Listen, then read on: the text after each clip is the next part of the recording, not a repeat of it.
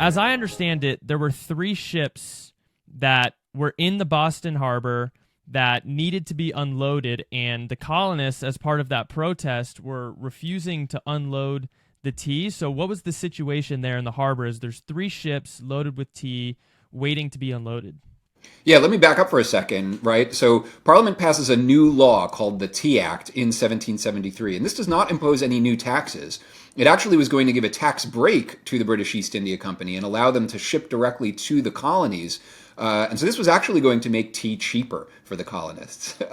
But the colonists smelled a rat. They're like, oh, but the duty is still in place. So this is a way to seduce us into paying a tax for which we haven't given our consent. And you're also giving these special privileges to a monopoly company. If you're going to do that, then what other monopolies, what other taxes are you going to start to impose upon these colonies? So, but the East India Company has this opportunity to sell tea, directly to the American colonists, and so they send out 7 ships.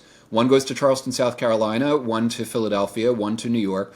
4 are meant for Boston, but one of them wrecks on the back of Cape Cod, and so it never makes it. But the 3 ships that do make it to Boston are the Dartmouth, the Eleanor, and the Beaver. And they are there in the harbor, and as soon as the Dartmouth gets into the harbor, the clock is ticking, right? The owners of that ship have 20 days to unload any dutiable goods aboard, and then if they violate the law by not unloading it, they, in theory, can be seized by the customs office or the Navy. But everybody knows that the tea cargo on board is super unpopular, and the Sons of Liberty, or whatever we want to call them, were patrolling the wharves to make sure that this tea wasn't clandestinely landed. And meanwhile, the people of Boston put pressure on the consignees, the merchants who had been handpicked to receive the tea. They say, resign your commission, refuse to accept this tea. They put pressure on the ship's owners and the ship captains, right? But what the ship captains and ship owners basically say is, look, we can't, I know you guys want us to turn around and just take this tea back to London, but that is not legal. I'm not going to do that without the special permission of the governor, because otherwise my ship is liable to be seized and I'll be financially ruined. And so the Bostonians are like, yeah, all right, we understand. And so there's a lot of negotiation back and forth. And then on the very last day, before this is going to have to be dealt with, December 16th, they send the representative of the owners of the Dartmouth, is a young man, he's like 23 years old, named Francis Roach. He's a Quaker from Nantucket. And they send him to visit the governor at his country house in Milton. And they say, go ask him for permission to turn your ship around so that the tea doesn't have to be landed. And he goes and he says to the governor. The governor's like, no, don't worry. Nothing bad is going to happen. And so he comes back to the Old South Meeting House where thousands of Bostonians have gathered to figure out what's going to happen.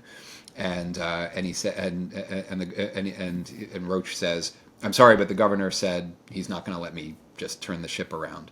And at that point, that's when Samuel Adams says, well, I guess this meeting can do nothing more to save this country. And, the elite leaders of this meeting stay at the front of the meeting and say, now stay and, we'll tell you more about your rights and how they're being violated. But a group of men disguised as Indian begin whooping in the corner of the gallery, and they lead the crowd, most of the crowd, down to Griffin's Wharf, where they board the 3 ships, hoist the tea up to the decks, chop open the crates containing the tea, and dump all of that tea, 46 tons of it, into Boston Harbor. Wow. So let's backtrack a little bit. That meeting with the governor leads directly into the meeting at the Old South Meeting House, which I would really like to flesh out because at the time, this was the largest building in Boston. And from what I understand, it's a packed house. The prominent leaders of the Sons of Liberty are there and just absolutely filled to the brim, people waiting outside. So what was the scene there at the meeting house? And you mentioned that they were kind of just telling them how their rights were being infringed upon. So what were they talking about, and what was the scene there at the meeting house?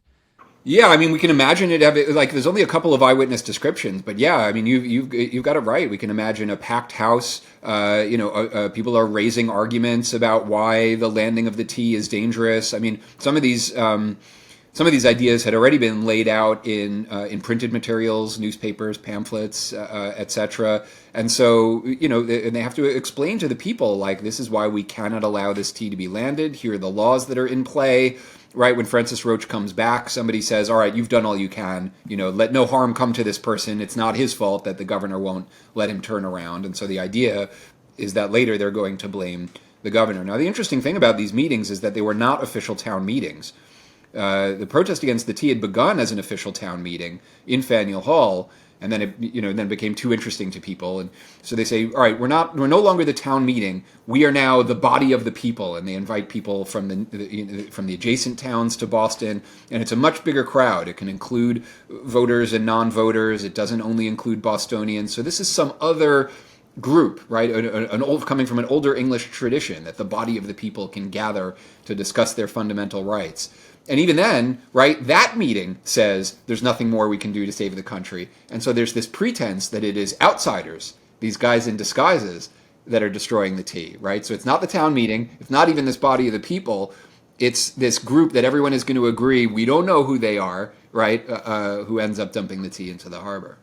Wow, that's fascinating. So this was a conglomerate of just common folk, everyday people. This wasn't an organized political group, and they just all had this common opinion of their rights being infringed upon, and they all meet together at this meeting house, which is pretty fascinating in terms of, our American right to protest. But you mentioned Samuel Adams, who at this meeting just says one of the most infamous quotes in American history. In my opinion, this meeting can do nothing more to save the country. That's one of those catalyst moments in American history, sort of like when Nathan Hale was hanged in 1776, and he says, "My only regret is that I have but one life to give for my country." It's just lines like those throughout American history that I think are just legendary level. But Samuel Adams and these prominent figures were actually at the meeting, and you say that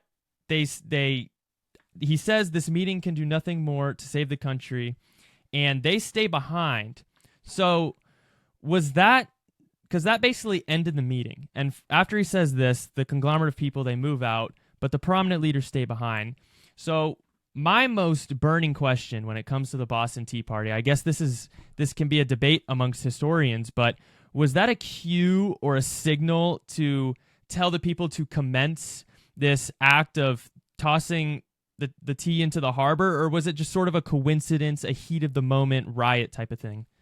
I think it might be something in between, right? Like those who knew to read between the lines, right? Because because the Tea Party was clearly prearranged. So for the people who were in the audience who knew how to read between the lines, like, oh, okay, there's nothing more that this meeting can do, right? But that doesn't necessarily mean that Samuel Adams is A, giving a secret signal, or B, that he's telling anyone what to do, right? There's some evidence, right, that the destroyers of the tea were following the directive of elite leaders, right? So like one of the leading Sons of Liberty but more obscure, was a merchant named Caleb Davis. And I looked through Caleb Davis's papers, and it seems, and there were something like 8, people or a dozen people that he had employed in previous years were members of the Boston Tea Party. So was he reaching out to people in his employ and kind of telling them what to do? But then I also found evidence that that working class guys kind of got together on their own, and they invited one of the leading Sons of Liberty to kind of tell them what to do. And he was like, "Well, I can't tell you what to do, but if you go, you will find friends." And so then they voted on their own to destroy the tea without necessarily consulting the elite. So this is the thing that I think people mistake about Boston, is that Samuel Adams was a puppet master pulling the wires and kind of telling everyone what to do. That's a little bit condescending towards ordinary Bostonians. What we have to allow for is the possibility that ordinary Bostonians understood their own rights perfectly well and didn't always necessarily want to align perfectly with what elite Bostonians wanted them to do. It just happened to be that in the case of the Tea Party, most Bostonians agreed, right? Like, oh, okay, this Tea Act is unconstitutional and we can't allow this tea to land, or we'd be giving up a very important principle. So there are some moments during the years of revolutionary Boston when everybody, upper class and lower class, are kind of rowing together, rowing in the same direction. But there were other moments of class conflict in Boston as well.